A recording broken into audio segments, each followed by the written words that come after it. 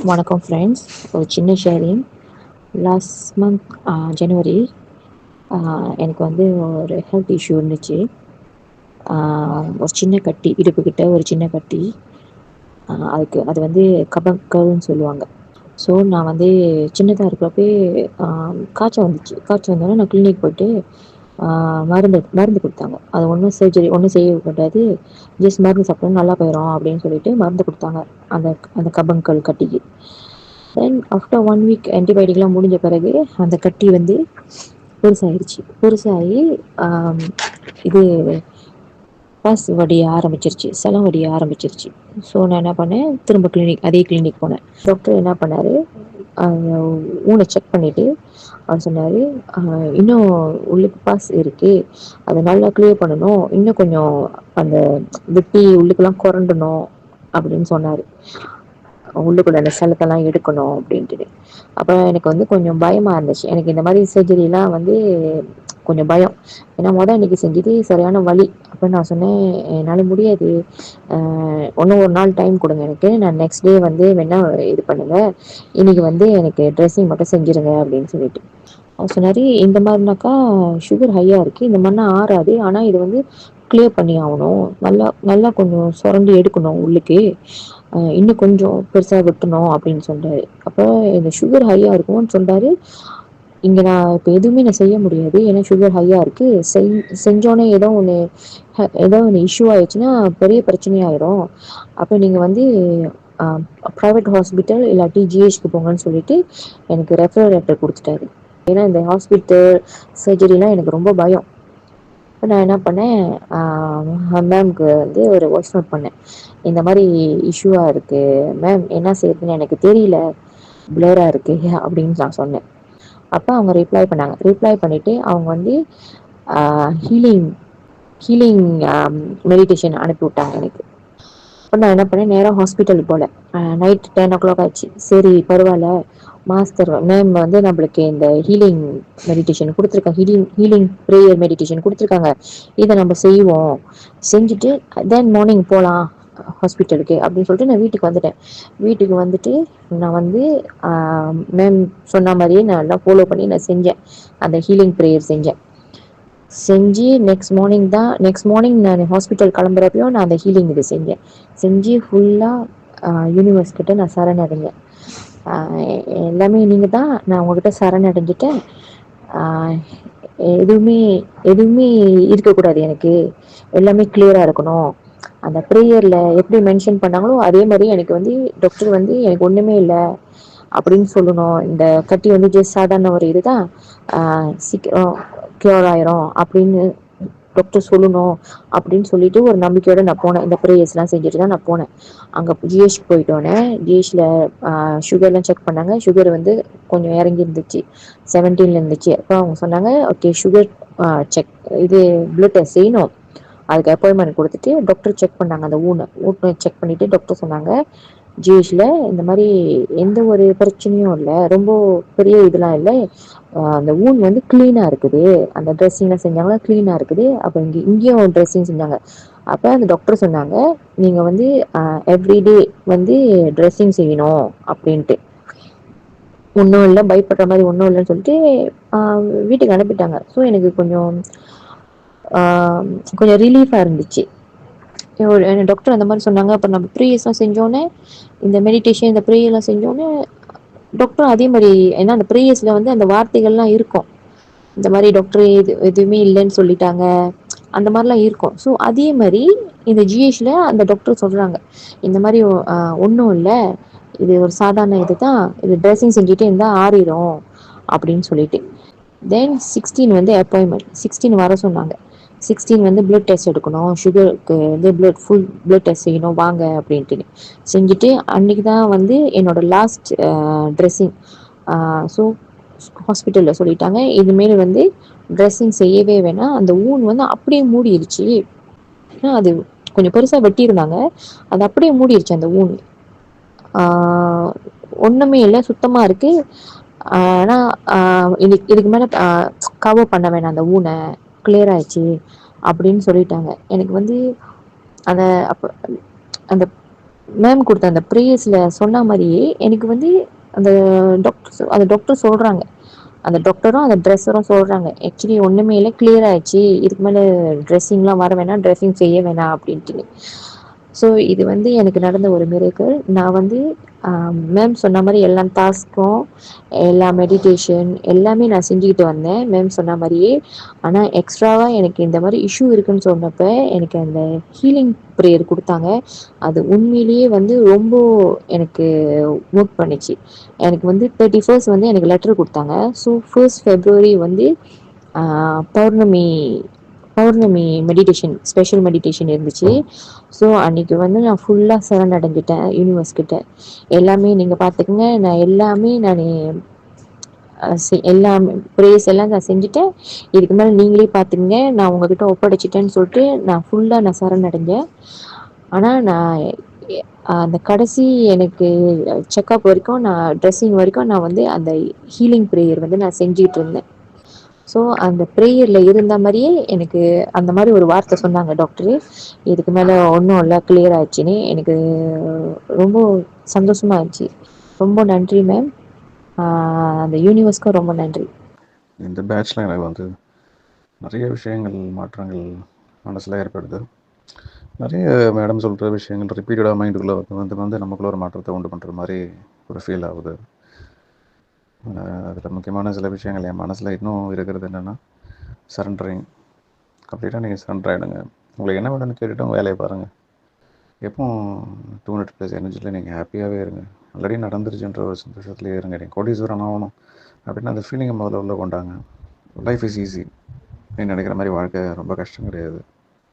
வாழ்க்கை ரொம்ப ஈஸி. அவங்க மூச்சை கவனிங்க, ப்ரெசன்ஸில் இருங்க.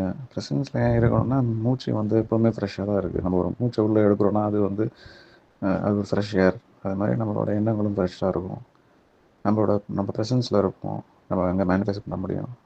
என்ன நம்ம செஞ்சாலும் அதில் அவங்க சொன்ன விஷயங்களை உள்ளே கொண்டாடுற அளவுக்கு நம்மளை வந்து மாற்றிருக்காங்க. அதுதான் அதுதான் இந்த செஷனோட ஒரு அற்புதம். பிரம்ம முகூர்த்த பயிற்சியில் நம்ம காலை 4 மணிக்கு மனசில் நம்ம சில விஷயங்களை கொண்டாந்து அந்த நாள் ஃபுல்லாகவுமே அதை பற்றி யோசிக்கிற அளவுக்கும், வேலையிலையோ, ரிலேஷன்ஷிப்லேயோ, ஃபேமிலிலையோ, பர்சனலாகவோ எல்லா ப்ராப்ளத்தையும் உரமாக ஒதுக்கி வச்சுட்டு நம்ம ப்ராப்ளம் எல்லாமே நம்மக்கிட்ட தான் இருக்குது, ஐ அக்செப்ட் இட் அப்படின்னு சொல்லி நம்ம நெகட்டிவ் எனர்ஜியெல்லாம் ரிலீஸ் பண்ணும்போது தென் யுவர் ஃப்ரீடம் கிடைக்குது நமக்கு.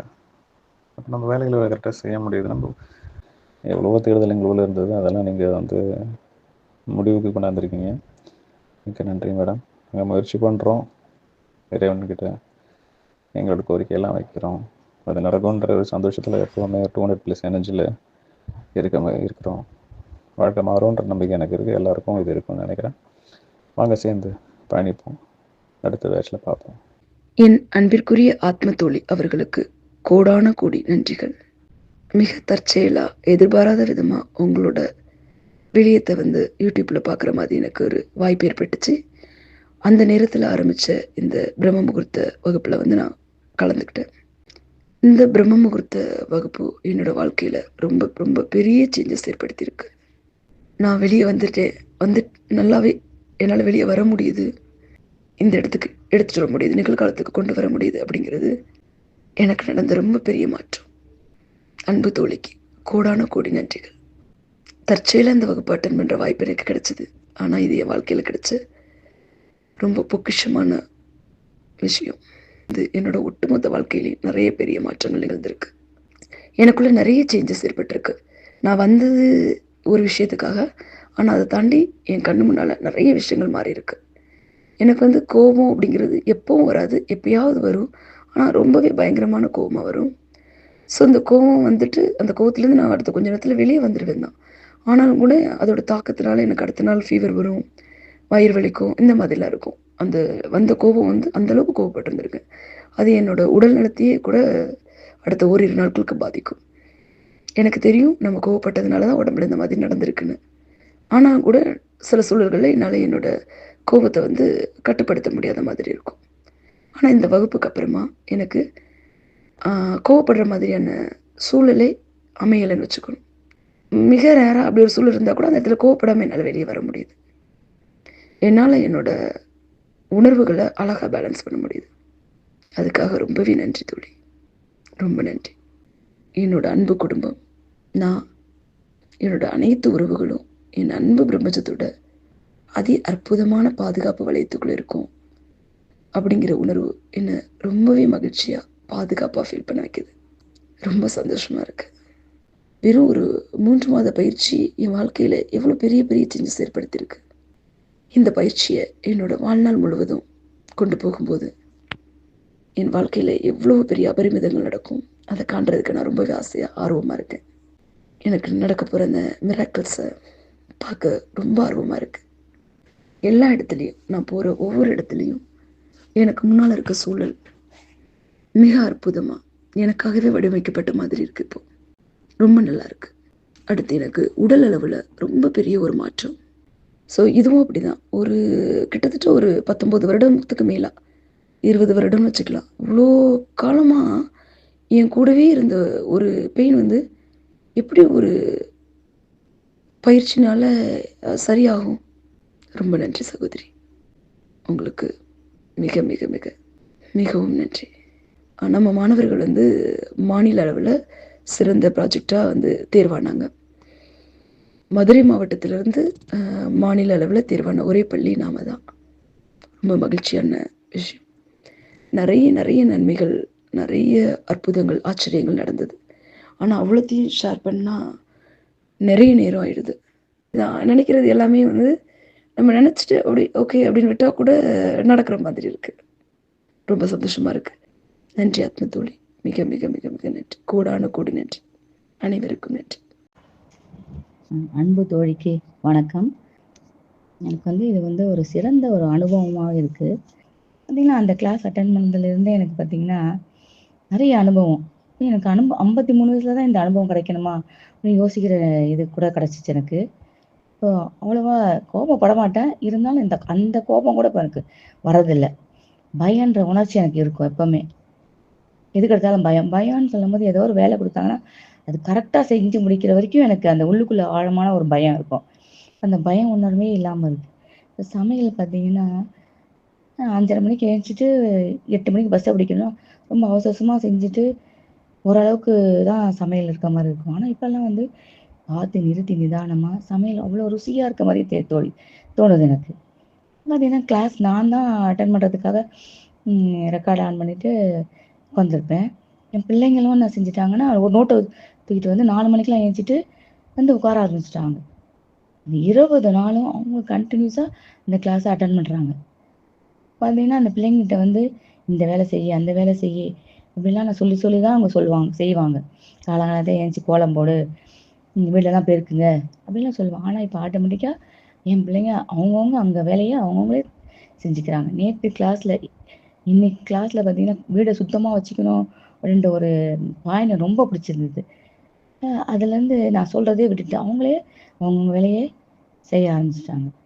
பார்த்தீங்கன்னா ஏதாச்சும் ஒரு புரளி மனசு ஒரு புரளி பேசுறதுக்குன்னு இருக்கும். ஆனால் இப்போ அந்த மாதிரி ஏதாச்சும் சுச்சுவேஷன் வந்துச்சுனாவே அந்த இடத்த விட்டு நகர்ந்துடுறேன். அதை பேசக்கூடாதுன்ற ஒரு மனசு சொல்லுது, பாசிட்டிவாக இருங்க, நெகட்டிவாக இருக்காதீங்க, அந்த விஷயத்தை தட்டி விலகுங்க அப்படின்னு ஒரு மாதிரி சொல்கிற மாதிரியே இருக்குது. இந்த ஒரு வாரம் பயிற்சியில் நான் 20 நாளாக பயிற்சி எடுத்துக்கிட்டேன். பிள்ளைங்களுக்கு இந்த ஒரு வாரமாக என்னென்னலாம் பண்ணணும், நீங்கள் என்னெல்லாம் எனக்கு சொன்னீங்களோ அது அப்படியே அட்வைஸ் மாதிரியே அந்த பிள்ளைங்களுக்கு சொன்னது. மௌனமாக ஒரு 5 நிமிஷம் தான், கண்ணை மூடி மௌனமாக இருங்க, மெடிடேஷன் பண்ணுங்கன்னு தான் சொன்னேன். ஒரு வாரமாக ப்ராக்டிஸ் பண்ணிகிட்ருக்காங்க. அவங்களுக்குள்ளேயே ஒரு மன மகிழ்ச்சி, மனமாற்றம். கிளாஸ் பின் ட்ராப் சைலண்ட்டு, கொடுக்குற வேலையை கரெக்டாக செஞ்சுட்டு வராங்க. எல்லா ஹேண்ட் ரைட்டிங்லாம் கொஞ்சம் கொஞ்சம் இப்போ மாறிட்டே வருது. இல்லை அது எல்லா டீச்சர்ஸும் கேட்குறேன், பரவாயில்லையே இப்போ பிள்ளைங்களாம் மாறிட்டாங்களே, அமைதியாக இருக்குங்களே அப்படின்னு சொல்லும்போது அவ்வளோ சந்தோஷமாக இருக்குது. இன்னும் வார்த்தைகள் சொல்கிறதுக்கே இல்லை. நிறைய மனமாற்றம் என்கிட்ட இருக்குது, என் பிள்ளைங்கிட்டையும் இருக்குது, என் ஃபேமிலிலையும் இருக்குது. அமைதியான சூழ்நிலை. எங்கே போனாலும் அதிகமாக பேசுவேன், நிறைய பேசுவேன். ஆனால் அளந்து என்ன வார்த்தை யூஸ் பண்ணணுமோ அந்த வார்த்தையை மட்டும்தான் யூஸ் பண்ணுற மாதிரி எனக்கு நான் கொஞ்சம் எனக்கே தெரியுது நல்ல மாற்றம் இருக்குன்ட்டு. இதையே நான் லைஃப்பில் கடைசி வரைக்கும் நான் ஃபாலோ பண்ணணும். இதை என்னுடைய சகோதரிகளுக்கும் என்னை சூழ்ந்திருக்க எல்லாருக்கும் நான் எடுத்து சொல்லுவேன். உங்களுக்கு கோடான கோடி நன்றிகள் சகோதரியே. உங்களை எந்த ஜென்மத்திலும் நான் மறக்க மாட்டேன். இந்த அஃபர்மேஷன் எழுதி பார்த்ததுல தான் எனக்கு தெரிஞ்சது, இந்த 5வது பாயிண்ட் வரையில் துக்கத்தினால வந்த கண்ணீரும், 6வது பாயிண்ட் வரையில் அந்த விஷுவலேஷனாக பார்க்கையில் அப்படியே எல்லாம் மாறி ஆனந்த கண்ணீரும் செகண்டில் மாறினதை என்னால் நல்லா உணர முடிஞ்சது. அந்த ஒரு நாள் தான் பண்ணியிருக்கேன். அந்த அஃபர்மேஷன் 2 நாள் பண்ணியிருக்கேன்னு நினைக்கிறேன். 2 நாள் பண்ணியிருக்கேன். அதான். ஆனால் இனிமேல் நான் என்னென்ன முடியுமோ பண்ணுறேன். நேற்றுக்கு இந்த 1 மினிட்டு தியானம் பண்ணிவிட்டு மெடிடேஷன் பண்ணிவிட்டு வர சொன்னாங்க. அது மாதிரி நேற்று காலையில் 1 மினிட் தியானம் பண்ணிட்டு தான் நேற்றுக்கு நாள் ஃபுல்லாக ரொம்ப நல்லா இருந்துச்சு. எனக்கு நடுவில் தூக்கமே வரல, பகலில் எனக்கு தூக்கம் வரல, எல்லாமே எனக்கு ரொம்ப நல்லா இருந்துச்சு. இன்றைக்கி யார் ஒருத்தருமே முயற்சி செஞ்சு பயிற்சி செஞ்சோம்னா எதையும் சாதிக்கலாங்கிறத நான் இதுலேருந்து தெரிஞ்சுக்கிட்டேன். ஆனால் நான் கிளாஸ் ஆரம்பித்த 1 நாள் 2 நாள்லையே எனக்கு முடியலைன்னு சில பகுதியில் சுத்தம் பண்ணாமல் வச்சிருந்த பகுதிகளெலாம் கூட ஒரு நாளைக்கு ஒன்றா சுத்தம் பண்ண ஆரம்பிச்சிட்டேன். ஆனால் என்னன்னு தெரியல, ஒவ்வொரு நாளும் என்னை அறியாமலே அந்த பயிற்சி பண்ண ஒரு 10-15 நாளைக்குள்ளேயே வீடு சுத்தம் பண்ணி முடிச்சிட்டேன். அது பெரிய மிக ஆச்சரியமான விஷயமா இருந்துச்சு எனக்கு. எப்படி பண்ண போகிறோம்னு நினச்சா நம்மளை அறியாமலே பண்ணியிருக்கோமே அப்படின்னு. ஆனால் 3 நாளாக ஸ்மைலிங் ஃபேஸ், பச்சைன்னா ஒரு 10 நிமிஷம் தான் இருக்கக்கூட முடியாது. 5 நிமிஷம் ஆனோம்னா மறுபடியும் முகம் வந்து அப்படியே மாறிடும், எல்லாம் வேறு சிந்தனை போயிடும். ஆனால் இந்த கடைசி இப்போ 3 நாளாக ஸ்மைலிங் ஃபேஸ் வந்து என்னால் மாறாமல் வச்சுக்க முடியுது. எனக்கு அதுவே ஒரு பெரிய ஆச்சரியமான விஷயமா இருக்குது. நம்மளா முகம் வந்து அப்படியே மாறாமலே வச்சுருக்கோம், சிரித்த முகத்தோடய ஃபுல்லாக எல்லா டைம் எனி டைம் இருக்கும் அப்படின்னு ஒரு பெரிய ஆச்சரியமாக இருந்துச்சு.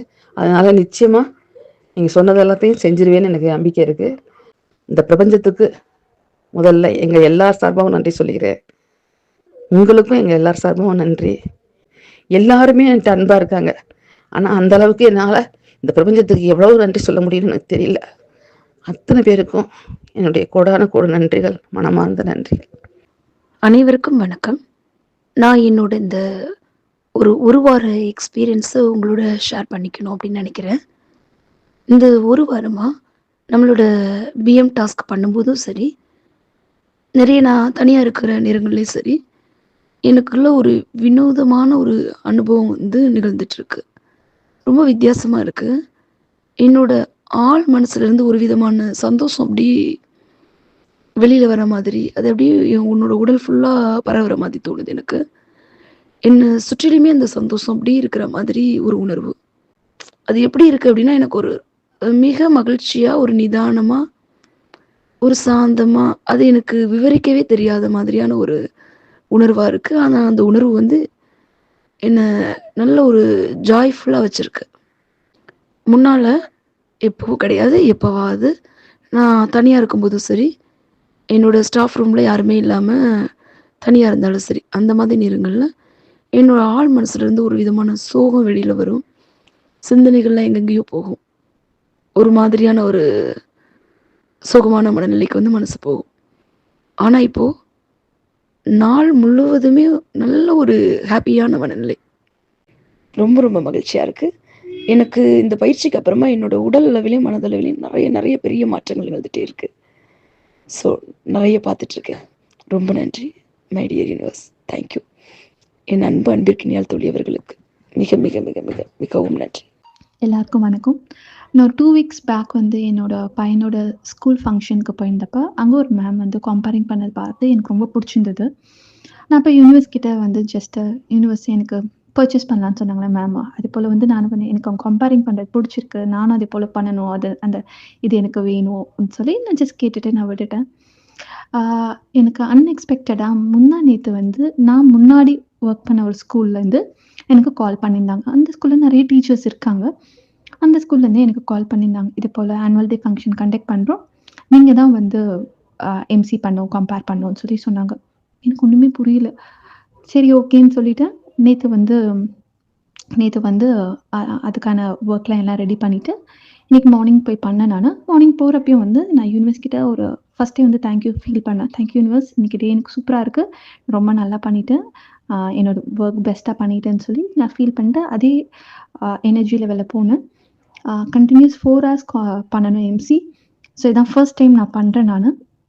பேரண்ட்ஸ் கோஆர்டினேட் பண்ணுறது, குழந்தைங்களை கோஆர்டினேட் பண்ணுறது, டீச்சர்ஸ் எல்லாரையும் வந்து கோஆர்டினேட் பண்ணிவிட்டு பண்ணேன். ஸோ பண்ணி முடிச்சதுக்கு அப்புறமேட்டா வந்து அங்கே சீஃப் கெஸ்ட்டாக வந்திருந்தவங்க வந்து அவங்க வந்து ஒரு பெரிய ஸ்கூலில் வந்து பிரின்ஸிபலாக இருக்காங்க, ரொம்ப எக்ஸ்பீரியன்ஸ்ட். அவங்க கூப்பிட்டு என்னை வந்து சொன்னாங்க, 4 ஹார்ஸ் நீங்கள் ரொம்ப சூப்பராக எடுத்துகிட்டு போனீங்க, ரொம்ப இன்ட்ராக்டிவாக எடுத்துகிட்டு போனீங்க, ரொம்ப சூப்பராக கம்பேர் பண்ணீங்கன்னு சொன்னாங்க. எனக்கு ரொம்ப சந்தோஷமாக இருந்தது. ஸோ மேம் சொன்னது வந்து எனக்கு அப்பயும் மறுபடியும் ஸ்ட்ரைக் ஆனது. நம்ம ஆசைப்படுறோம், நம்ம எனர்ஜி லெவல் அதிகமாக வச்சுட்டு நம்ம பர்ச்சேஸ் பண்ணிடுறோம்.